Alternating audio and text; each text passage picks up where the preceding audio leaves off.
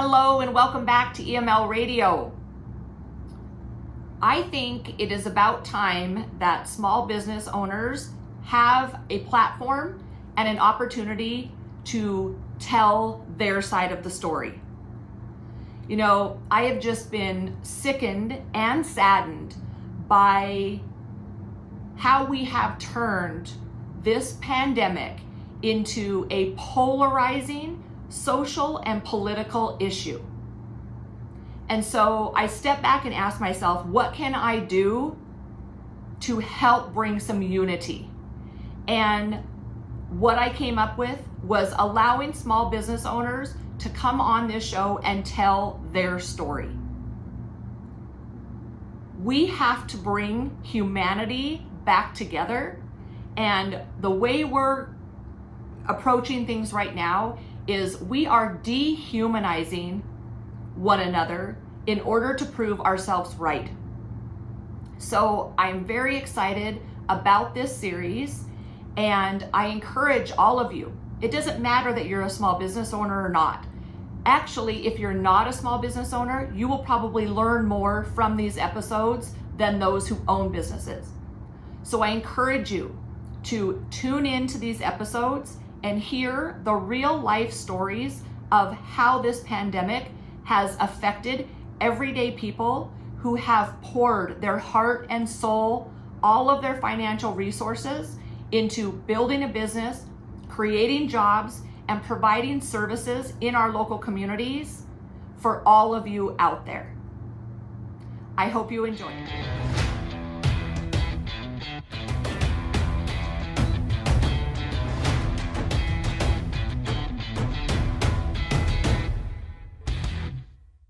It's Evie here. Welcome to EML Radio, where we are always talking truth. All of those things you need to hear that nobody else is willing to say.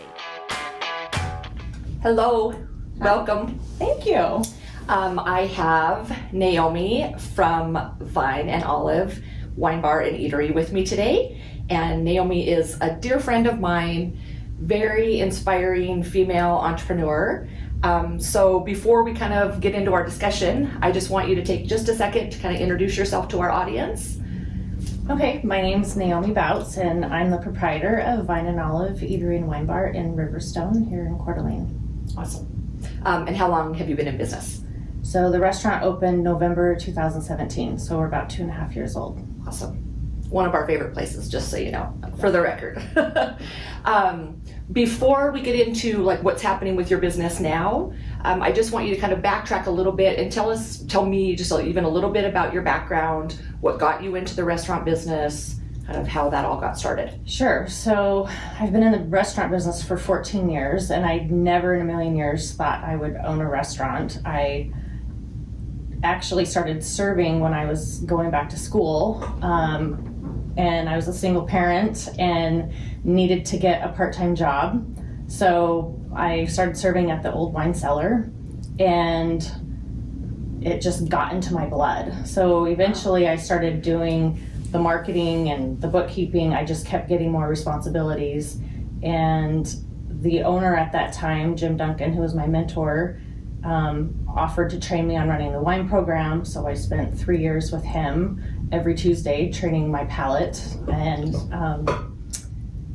then when I kept going through school and I got my bachelor's degree in business. Okay, that's what I was going to ask you, what you got your degree in. Yeah, and so I got my bachelor's degree, and I always thought I would get a real job, and every time I thought about, okay, I could apply for this job or I could apply for that job, it just felt like the oxygen was getting squeezed out of my lungs. It just felt like a fish out of water. So I ended up staying in the restaurant business. Even after I graduated, I ended up managing the restaurant, and it just felt like home to me.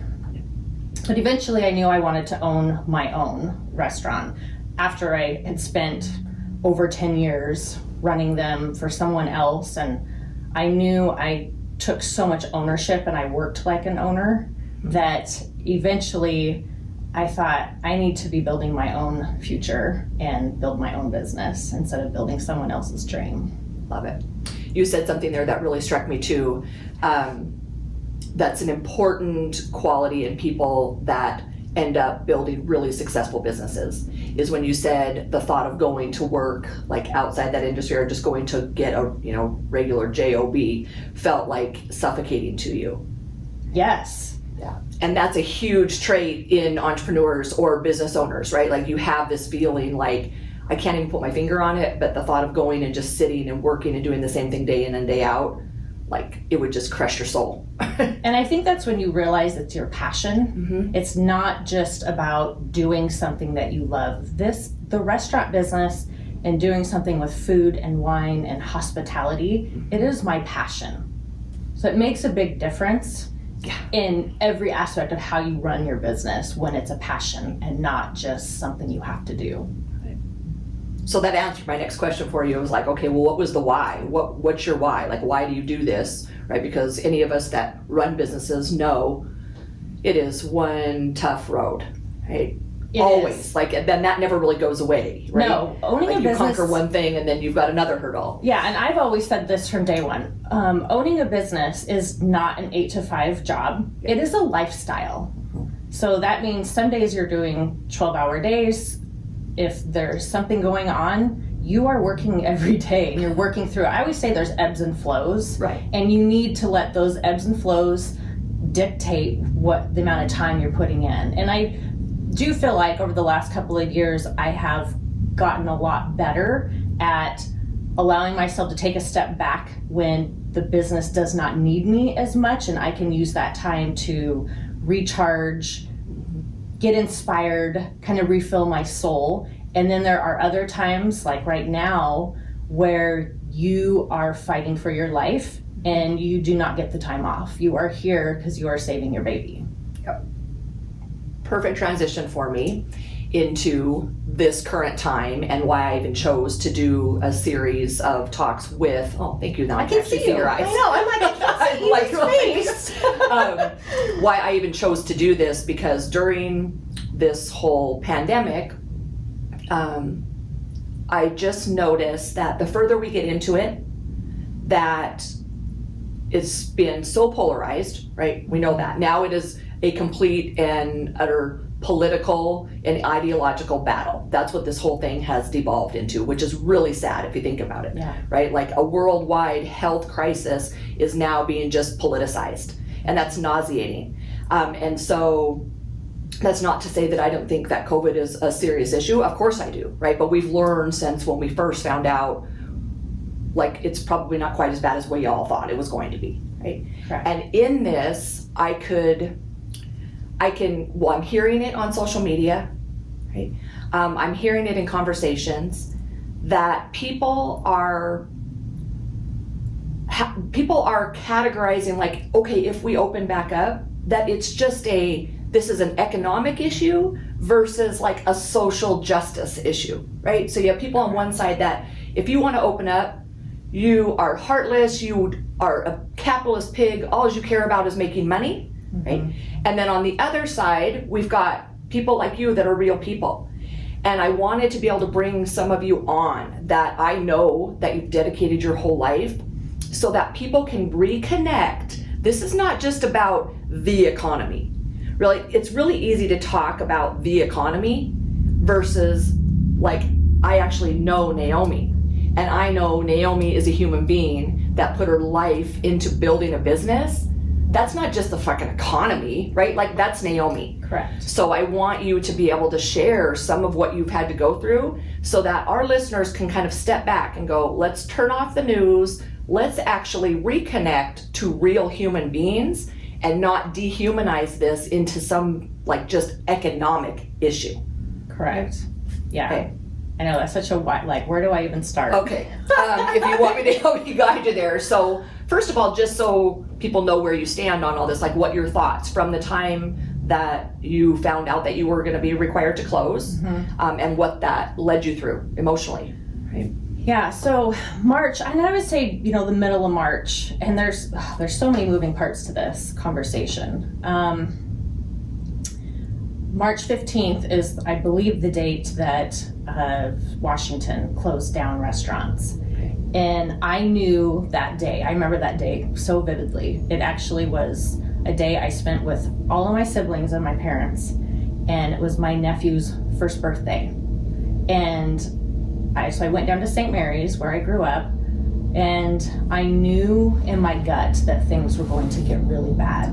And I remember I had a horrible time getting this, oh shit, look off my face, and like really felt myself almost holding back tears the entire afternoon. But I didn't want to worry my parents, because it doesn't matter if I'm a 40-year-old woman.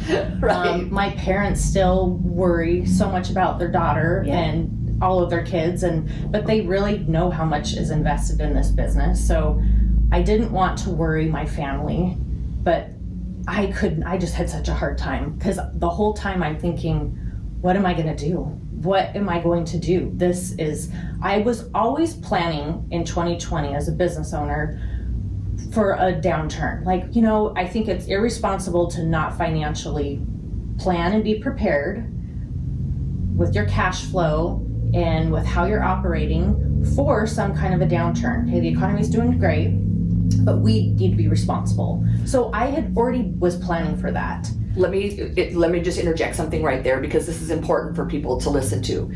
Like, you were planning financially, because I've also heard these just infuriating comments from people that, well, business owners have to plan for things to take a downturn. Like, everybody's just living on a shoestring and nobody's saving. That's not true, right? That may be true of some businesses, right? Correct. And those businesses probably are not going to come back. Let's just be real, right? But that's not your story. Correct. And I ran a restaurant during a recession in 2008. And thank God for that experience, because I did learn I will never have to budget for payroll, ever. I will not run my business that way. And I was in a business, not as an owner, but as a manager, where money was very tight, and I had to budget for how much wine I could buy each week. And I had to forego buying things so we could make payroll. And I am thankful for that experience, but it made me a much smarter businesswoman for that. So I felt like I was very prepared.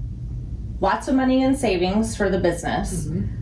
Never had to worry about, do we want to buy this piece of equipment and reinvest in the business? I never had to worry about those decisions, because I was very smart with money. So, and kudos to you, because let's backtrack how long you've been in business, right? A little over 2 years? Yeah, 2.5. Right? How many restaurants can say that after 2 years they're profitable and have a savings? From year one, profitable. And very, very, like, I always would tell some of my employees, you guys are making more money than I am right now. Because I was very, and I still am, extremely conservative in how I'm paying myself. Yeah, I'm trying to get the business paid off. And thank God for those standards with running the business. But I will say this, we as business owners, the smart ones, are planning for a downturn or a recession. Right. But no way in a million freaking years would you tell me that I need to prepare for a shutdown. Correct. Where my business is shut down, I'm not allowed to be open indefinitely. Correct. Without knowing when you can reopen. Never in a million years, none of us could imagine that or prepare for that. No. So that's when you start having these terrifying conversations in your head going, how long is my cash flow? I mean, I was reminded of, when starting up the business, I was constantly redoing my projections, constantly updating my P&Ls, and I was doing that again, constantly going through cash flow and trying to project, how long can I do this? How many months can I do this and not have to completely wipe out my personal and professional savings? My house is leveraged with this business. So it's not like I just had the option of shutting down and closing and letting this wave, blow through. That was never an option. Not all of us have that luxury to go, I'm going to shut down. And I know for the businesses that did choose to shut down, and I know it was a struggle for them. And so I don't want to, offend anybody and say, yes, you did this, you shut your business down, and you had the choice, or you had the luxury to do that. that is not what I mean by that. I know everyone had to do what they thought was best for them. And I was the first one to say, I respect that decision. Just like you need to respect my decision that I could not completely shut my doors. I mean, we still did takeout, which a restaurant and a wine bar, your business model is designed off of having people dining in, ordering wine by the glass, ordering beer, ordering food, ordering a bottle of wine. That is what our profit potential is based on. Because it's the experience for people, right? Correct. It's not like slip in, grab a bottle of wine and take out. Right? Correct. And our food is not, I mean, we didn't do delivery.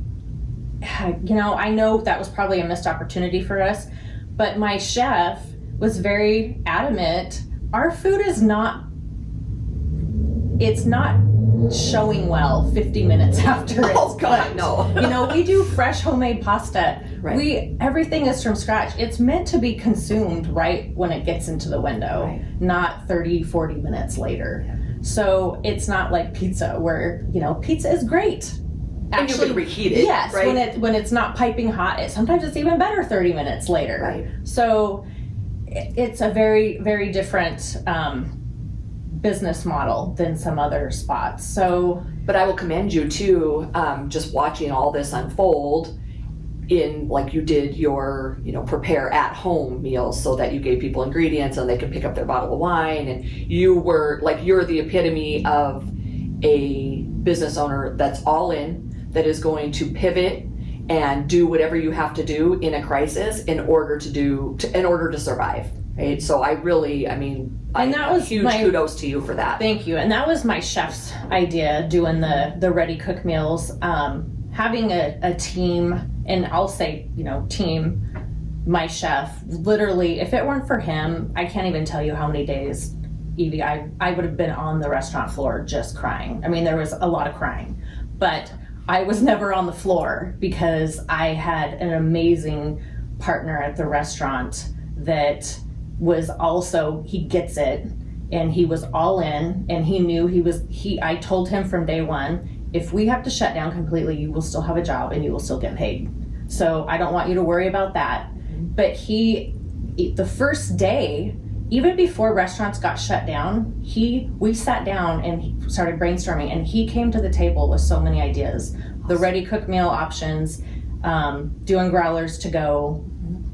And I do think we did that really well. I knew the phone was not gonna just ring. We couldn't wait for the phone to ring. We had to make it ring. We had to continually be out there in people's minds, and almost like I just felt like I was pimping myself out on social media multiple times a day, because that's what it took to constantly be in people's minds. And I also knew with shutting down, there was going to be a time period where you're going to have to rebuild the momentum. We had so much momentum from February. I know. You know, we had an amazing month, and then March just slowly just went meow, took a nosedive, and then April was so painful. It's really hard to put into words how terrifying it is to have your business shut down. It is the heaviness and the uncertainty it was almost unbearable. Yeah. I'll be honest. And it's this desperate, like, what is happening in our world? I mean, not only you have the fear of what's happening with a pandemic, and I come from a medical family. Right. You know, of my 3 siblings and their spouses, 50% of them work inside a hospital. And one of them does have a very serious autoimmune disease. So I get it. Right, and that's so important for people to realize, right? You know, my parents, my mom has a bachelor's degree in chemistry. I grew up with both of my parents worked in labs their entire life, analyzing and diagnosing diseases. My 4th grade, I was thinking about this morning, my 4th grade science project was, why should you wash your hands? Oh, geez. So I'm a germaphobe through and through. So that's one thing I love about some of these new protocols is like, oh, we're all now just realizing how important it is to wash your hands. Oh, imagine and that. to not touch doorknobs and surfaces and to stay home when you're sick. Yeah. That's an awesome lesson, and hopefully a takeaway that everyone now is going to continually think about even after this is over. Right, that we don't just let that slip from our memory after all of this starts to fall to the wayside. Correct. So tell me a little bit about that. Like now that, so fast forward a little bit, you have now reopened. Yes, we reopened under May 16th. Under new kind of guidelines. Yes, we are less. Can you kind of tell us what you've gone through with the guidelines and what that experience was like? Yes. Well, at first, you know, we knew we were going to be reopening in phase 2 for Idaho. What that looked like was still kind of unsure. They've allowed business owners to self-certify what they're doing, so it's very voluntary. Oh, even though they have the guidelines, these are the guidelines they're recommending you follow. Got it. You basically check the boxes on, yes, I'm going to do this. If you're not going to do it, you leave it blank. Okay. 50 right now, we're 50% capacity, which I'll tell you though, with social distancing and the need to have your tables 6 feet apart, we're probably at 40% capacity. Right. And with phase 3, we're supposed to be able to be at 75% capacity, but with social distancing, we won't be able to add any chairs. It's like physically impossible It for is you impossible. to keep the 6 feet. Yes, Okay. because I'm committed to maintaining social distancing standards. Yeah, that was going to be my question for you is, okay, how do you feel about that? And like, if you're willing And to share it's with hard. us, because you're balancing, I would imagine you're balancing those people that are like, we need to get back to some normalcy. And then you've got those people that are like, yeah, but I want to be able to go out, but I want to be able to feel safe and secure in the Correct. environment I'm going out in. It's been strange. It's strange. And I will be honest, I was feeling a lot of anxiety the week before opening. I was feeling this huge responsibility to keep my team safe. Mm-hmm. And then you just have to be careful when you're, you know, I'm still reading articles to make sure I'm on top of what is actually happening and where our numbers are, Right. and to be informed as a business owner. But I was feeling so much anxiety about, oh my gosh, we're going to have people in here. Are we going to be safe? Are my employees going to be safe? Are my customers going to be safe? Are we going to have another outbreak? I don't want an outbreak to happen in my restaurant. Oh, yeah. And I had to say, Naomi, you are not going to be fearful. And when we had our team meeting on Friday, and it was just this evolution of every day. Finally on Thursday, our team meeting was on Friday morning, and we reopened on Saturday, the 16th. We had a 3-hour front of house team meeting, and I said, you guys, I am not going to make you wear a face mask. If you choose to wear a face mask, I will provide it. I fully support it. I know this is a very personal decision. Mm-hmm. And I'm not going to make you explain your decision to me. And I'm not going to make you explain your decision to customers. So my stance was, and I told my team, I am not going to live in fear. I am not going to be fearful of having customers in here. We are going to follow the cleaning protocols. We're going to do the social distancing, but I am going to be excited and passionate about running this business. And we're going to create the energy that our customers knew and loved prior to being shut down. And we aren't going to have an environment of fear and uncertainty in this restaurant. So, and they were all like, yes, we agree. We don't want to be fearful either. And I think sometimes we need to say, hold on, it's okay. Because we can all creep, like when I'm at the grocery store and half of the people are in face masks, the other half aren't, I've had to calm myself down and I've had to say, no, you are not going to be fearful to go grocery shopping. Yep. You are not going to have the anxiety. Naomi, it's going to be okay. Mm-hmm. And I refuse to live my life in fear. And that's one thing I felt really convicted about leading my team, because they were scared. I mean, some of them were like, are we doing the right thing? And once we all talked about it, we said, you're right. We are not going to be fearful.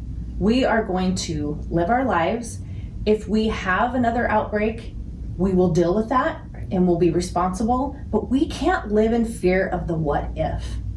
And you cannot run a business. You can't live your life in fear of the what if. You need to be responsible, you need to be vigilant, but you can't live your life that way. And I was we are doing this. This is our stance. And they all followed behind and they said, you're right. This is what we're going to do. And that's a true leader, right? Like that's why you are in the position you're in and have seen the success, because you took a stance as a leader. And when you do that, it's just so important. Like I hope other business owners listening to this will really heed this advice, that you have the responsibility. And it's scary, right? Like when you're the one making the decision, and what if it's fucking wrong?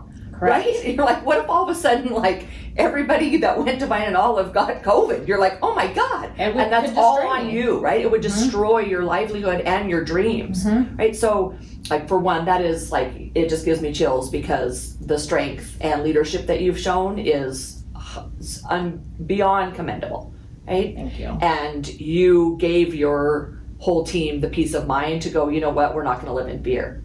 And that is so important. So all of you listening, whether you're a business owner or you're not a business owner, you have to step back and say, am I looking at real data, real numbers? Am I using my gut instinct, or am I living in fear? Am I listening to hype? Am I walking around a grocery store or anywhere outside and seeing all these people with masks on, right? And just, a whole side note on that, I know enough about how the central nervous system responds. When people see another person in a mask like that, your central nervous system automatically goes into its fight or flight. We are not used to seeing people with their faces covered up. So yes, it's a personal choice, but I'm not a fan. I refused to wear it when I got on an airline. I put it on when I got on the airline. As soon as I got in the air, I was like, well, you're happy to escort me off when I get off this plane, because I am not going to perpetuate fear. Right? And I do view the whole mask thing as perpetuating fear, just because the science is just not there, right? Like it wasn't recommended. It's very challenging. Total tangent, but I just want to point that out, that you have to go, am I making decisions? Are my actions perpetuating more fear, or am I doing something that makes sense and that is intelligent and researched and is innovative to actually get through some of this? Because it's worth pointing out too, there's listeners from all over, but in our county, my husband's a doctor, right? So we get the numbers updated every single day. So I have the real numbers. Correct. Right? We had one hospitalization, one in this whole county. Yeah. And we had 74, maybe 77 cases, right? Like we're at 80 now. In the 5 northern counties. Right. Between like here all the way to the Canadian border. Correct. So people listening have to understand that too. We wouldn't be having the same conversation if we were in the middle of Manhattan, right? But we're not. And so people have to use their numbers locally to make intelligent decisions that aren't based on fear. Correct. And I would say, and yes, I've researched, I've had multiple conversations with the Panhandle Health District, and I've had personal face-to-face conversations with several doctors in our area. And, we have a lot of doctors that are regulars. Your husband's one of them, but I have several other ones that they come in and they pick up to-go food, and I grill them. And I ask them, as a business owner, I need to know, am I doing this right? The whole face mask, should I, make my employees wear? And I was going to at first have my employees wear face masks. And then they got scared. It started causing me anxiety. And I'm not going to lie, it's been a very huge source of stress. But what made me feel more at peace with my decision was talking to personally, face to face, with at least 5 different doctors and asking them their personal opinion. And did one of them say you should wear a mask? No, every single one of them said, Naomi, thank you. You should not be wearing a face mask. You don't need to wear a face mask. Yep. And I had one woman who was a nurse for 35 years, and I was able to pick her brain and ask her questions. So those are the people I'm listening to, who are the health professionals in my community. Atta girl. But it's a daily battle. Yep. It's a daily battle, and do I read the news? Do I turn the news on? I want to be informed, but you have to mentally protect yourself. Absolutely. And this has been so heavy for everyone. Well, the unfortunate reality is, we were just having a conversation with some friends last night at dinner. We were trying to figure out if there really is any kind of news source. We were all kind of just brainstorming. Is there honestly any news source out there that is not driven by some kind of ideology or agenda right now? And between the four of us, four highly intelligent people, we couldn't come up with a single source. It's hard. That's really sad and really scary, right? It's scary. So you do have to take bits and pieces and then step back and go, okay, I need to take off my bias lenses and then really be objective about and find really the truth is most of the time somewhere right there in the middle. Correct. And I think there's a way of finding the truth and still being compassionate. Absolutely. And still remembering we are all part of the human race first. I mean, none of us business owners want people to die. And we aren't sacrificing, we don't think sacrificing someone's health or life is more important or worth opening a business. That is not what this is about. And I think that's where you have to realize I am a human being and I'm a good person. And just because I'm trying to run my business and make it successful and keep it from going under does not make me a bad person. Correct. And that's kind of what this whole thing has devolved into. It's like two sides, right? But there's a lot of us normal people that are right there in the middle. We're like we get it, right? And if you really just step back in what you said, like, you don't want people to die. Like, we think about that, and like, how ridiculous is that for another human being to think because someone wants to run their business and not lose their livelihood, that they want other people to die? Like, I can't even tell you, like, I finally had to get off social media for like 5 straight days because I was ready to like light people up. I was lighting people up a little bit, but I was like, if one more person puts some stupid ass meme out there that's like, oh, now like because you need to get your hair cut, you're willing to kill your grandma. Fuck. Yeah. Think about that. Think about how ridiculous that is. So anybody listening that you shared that kind of stuff, stop doing it. It's obnoxious, and it really is really ignorant. Yeah, and I will say I have a lot of high risk regulars. Yeah. Who have felt like they needed to apologize to me because they weren't going to come in. They weren't comfortable, and I said, no, you do need to stay home. Do not feel like I am not going to be offended. You need to take your health is the most important thing. Absolutely. You are in that group, that high risk group, and you do need to stay out of the public for a while. If you're over 70, you have a heart, don't feel bad that you're not coming in and dining. I appreciate the fact that you aren't coming in and dining. Yep. And that speaks volumes to you and how much people support you in this community, right? That they wouldn't even feel like they have to apologize to you for that. But that's a really good point. It's like, I'm not saying that if you're at risk, if you are immunocompromised, if you are diabetic, right? If you're severely overweight, not even severely overweight, we're talking slightly overweight, right?